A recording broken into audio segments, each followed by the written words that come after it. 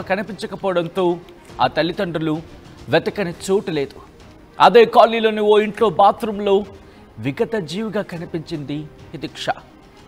5 ఏళ్ల హితిక్షను అంత దారుణంగా ఎవరు చంపారు, ఎందుకు చంపారు, ఇవన్నీ కూడా డీటెయిల్గా తెలుసుకునే ప్రయత్నం చేద్దాం.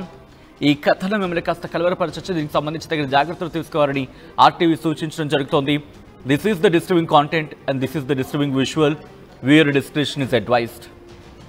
ఆ ఘటనా ప్రదేశానికి చేరుకుని దర్యాప్తు మొదలుపెట్టారు పోలీసులు.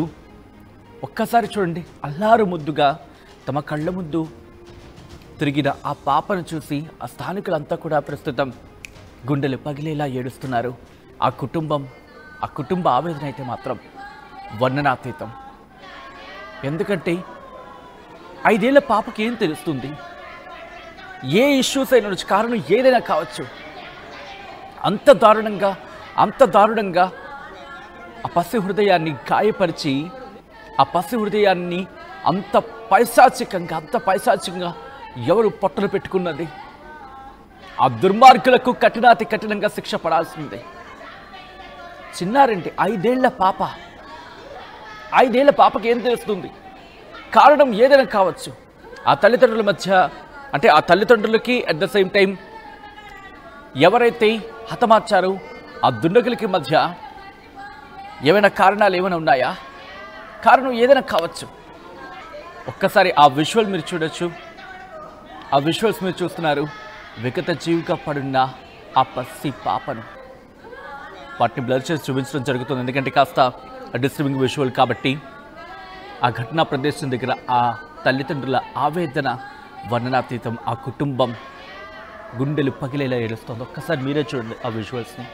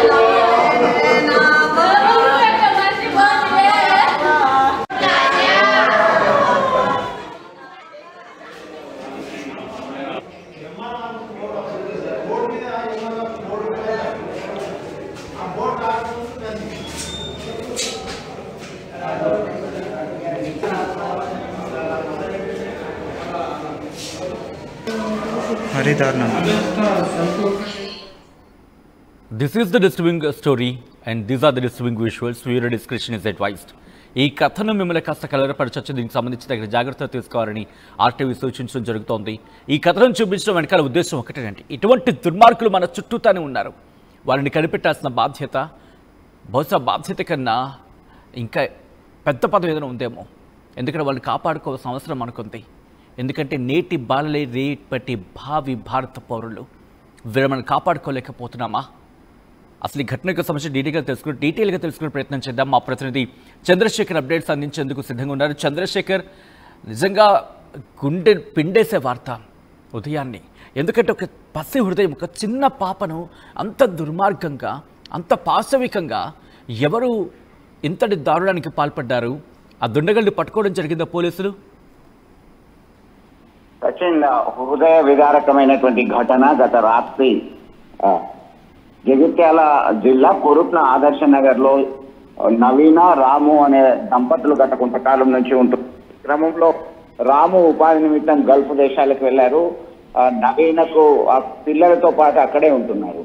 దీంతో పాఠశాలకు వెళ్ళొచ్చినటువంటి ఆ చిన్నారి ఆడుకుంటూ ఆరుబయట ఉన్నటువంటి పరిస్థితి. ఇంకా పాప రావట్లేదని గమనించినటువంటి ఆ తల్లి అది ఇరుగు పొరుగు వారికి చెప్పడము. దీంతో 8 గంటల ప్రాంతంలో ఎక్కడ ఉంది అని వెతికేసరికి ఆ పక్కనే విజయ్ అనేటువంటి వ్యక్తి నివాసంలో బాత్రూమ్ లో గొంతు కోసి విగత జీవిగా ఉంది. అయితే ఏదైనా చిన్న ఆశ ఉంది అని ఆసుపత్రికి తరలిస్తున్నటువంటి క్రమంలోనే ఆసుపత్రిలోనే వైద్యులు డిక్లేర్ చేయడం జరిగింది, ఈమె అప్పటికే మృతి చెందింది అని చెప్పి.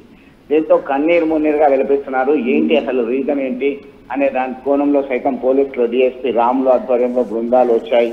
వారు కేసు నమోదు చేసుకుని విచారణ జరుపుతున్నారు. మేము పూర్తి విచారణ జరిపిన తర్వాత మేము డిక్లేర్ చేస్తాము ఏం జరిగింది అనేది. అయితే స్థానికులు తెలిపినటువంటి వివరాల ప్రకారం మగాళ్ళు మృగాలుగా మారినటువంటి ఘటనలో ఇలాంటివి చేసుకుందా, అభం శుభం తెలియనటువంటి చిన్నారిని చిరిమేసింది ఎవరు అనేటువంటి కోణంలో అయితే పెద్ద ఎత్తున తీవ్ర ఆందోళన వ్యక్తం చేస్తున్నటువంటి పరిస్థితి. ఆ కుటుంబ సభ్యులు కన్నీరు మున్నీరుగా వెలిపిస్తున్నారు. ఏం జరిగింది అనేటువంటి కోణంలో ఆరాధిస్తున్నారు. ఎవరైతే ఆ విజయ్ అనేటువంటి వ్యక్తి ఉన్నాడో ఆ విజయ్కి సంబంధించి భార్య రావట్లేదు, మధ్యాహ్నానికి బానిసయ్యారు, మీ ఇంట్లో ఈ పాప ఉంది, ఎక్కడున్నావు నువ్వు అంటే నేను నర్సంపేటలో ఉన్నానని చెప్పి ఆయన దగ్గర నుంచి సమాధానం వస్తున్నటువంటి పరిస్థితి. ఆయన ప్రమేయం ఏమైనా ఉందా, ఇంకా ఎవరైనా చేశారా, ఏ ఉద్దేశంతో చేశారు, లేదా క్షుద్ర పూజల కోసం చేశారా అనేటువంటి. అంటే చంద్రశేఖర్, అసలు విజయ్ ఇంట్లో పాప మృతదేహం ఉందని చెప్పి ఎవరు గుర్తించారు? అట్ ద సేమ్ టైం ఎలా తెలుస్తుంది ఆ విషయం?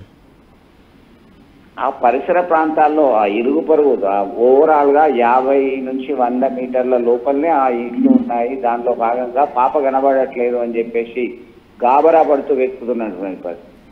6 గంటలకి ఇంటి నుంచి బయటకు వచ్చి బయటనే ఆడుకుంటున్నటువంటి చిన్నారి హితీక్ష కనబడపోయేసరికి ఒకసారి ఆందోళనకు గురయ్యారు. ఏదో చిన్న ఇరుగు పొరుగు ఇంట్లోనో లేదా అక్కడే ఆడుకుంటుంది అని చెప్పి వెతికేసరికి కనబడట్లేదని ఆ గాబరా కాస్త పరిసర ప్రాంతాలు అంటే ఆ నైబర్స్ ను కూడా ఏం జరిగింది అంటే చెప్పడం జరిగింది. ఆ తల్లి పాప కనబడట్లేదు దాదాపు 2 అవర్స్ నుంచి, ఆ 2 గంటల నుంచి ఎక్కడ వెళ్ళింది ఏంటి అనేది చూసేసరికి ఆ పక్కనే ఉన్నటువంటి మరో ఇంటి వాళ్ళు ఇక్కడ ఏదో ఉన్నట్టున్నది అన్ని వెతుకుతున్నటువంటి క్రమంలో కనబడ్డటువంటి పరిస్థితి.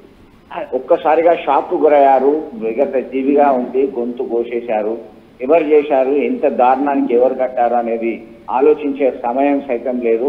చిన్నారి ఏమాత్రం బతుకుతుందా అనేటువంటి క్రమంలో అదే టెన్షన్ లో ఆసుపత్రికి తీసుకెళ్లడం జరిగింది. వారంతా కూడా అప్పటికే షాకింగ్ న్యూస్. చంద్రశేఖర్, అంటే ఈ విజయ్ అనే వ్యక్తిని అదుపులోకి తీసుకున్నారా? విజయ్ అనే వ్యక్తిని అదుపులోకి తీసుకుని విచారించడం జరుగుతోందా? లేదు, ఖచ్చితంగా విజయ్ అనేటువంటి వ్యక్తిని సైతం అదుపులోకి తీసుకొని విచారణ జరుపుతామని చెప్పి పోలీసులు చెప్తున్నటువంటి పరిస్థితి. ఏ ఒక్క క్లూను వదలము, అన్ని కోణాల్లో మేము విచారణ జరుపుతున్నాము, ఏం జరిగింది అనేటువంటి కోణంలో సైతం పోలీసులు ఇంకా డిక్లేర్ చేయట్లేదు. ఖచ్చితంగా ఈ కేసును మాత్రం సీరియస్ గా తీసుకున్నాం. ఇటీవల కాలంలో కొరుట్ల ప్రాంతంలో పదే నేరాల రేటు పెరుగుతుంది, నేరాల సంఖ్య పెరుగుతుంది. ఎక్కడ ఏం జరుగుతుందో తెలియనటువంటి ఆందోళన స్థానికుల్లో ఉంది. చంద్రశేఖర్, అంటే విజయ్కి ఈ కుటుంబానికి అంటే హితిక్ష తల్లిదండ్రులకు మధ్య కావచ్చు, లేకపోతే హితిక్ష కుటుంబానికి మధ్య ఏమైనా గొడవలు లాంటివి ఏమైనా ఉన్నాయా? ఇప్పటికిప్పుడైతే మనకు అందుతున్న సమాచారం మేరకైతే ఏమి గొడవలు ఉన్నట్టుగా లేదు. అయితే గత కొంతకాలం నుంచి ఆ వినాయక విగ్రహాల తయారు కేంద్రంలో అనేటువంటి వ్యక్తి పనిచేస్తున్నారు, కార్మికునిగా పనిచేస్తున్నారు, నైపుణ్యం కలిగినటువంటి కార్మికునిగా చేస్తున్నారు. భార్య పిల్లలతోని ఆయన గొడవ పడ్డాడు, మధ్యాహ్నానికి బాన్స్ అయ్యాడని మాత్రమే మనకు సమాచారం అందుతున్నటువంటి పరిస్థితి. అఫ్కోర్స్ మనకి ఆయన మీదనే ప్రైమ్ సస్పెక్ట్ గా ఇప్పుడు అనుమానించాల్సినటువంటి పరిస్థితి వస్తుందని చెప్పేసి పోలీస్ వర్గాలు సమాచారం అందిస్తున్నటువంటి పరిస్థితి. అయితే ఎవరు చేశారు అనేది మాత్రం ఇంకా క్లారిటీగా వాళ్ళు అఫీషియల్ గా చెప్పాల్సినటువంటి అవసరం ఉంది. రైట్ చంద్రశేఖర్, ఆ కుటుంబం మరి ముఖ్యంగా హితిక్ష తల్లిదండ్రులు ఎవరి గురించి ఆరోపించడం జరుగుతోందా? ఈ మధ్య ఏమైనా గొడవలు లాంటివి కావచ్చు, లేకపోతే ఆర్థిక ఇబ్బందులు కావచ్చు, ఇటువంటి ఏమైనా జరిగాయా? అనుమానాన్ని వ్యక్తం చేయడం జరుగుతుందా ఎవరి మీదైనా?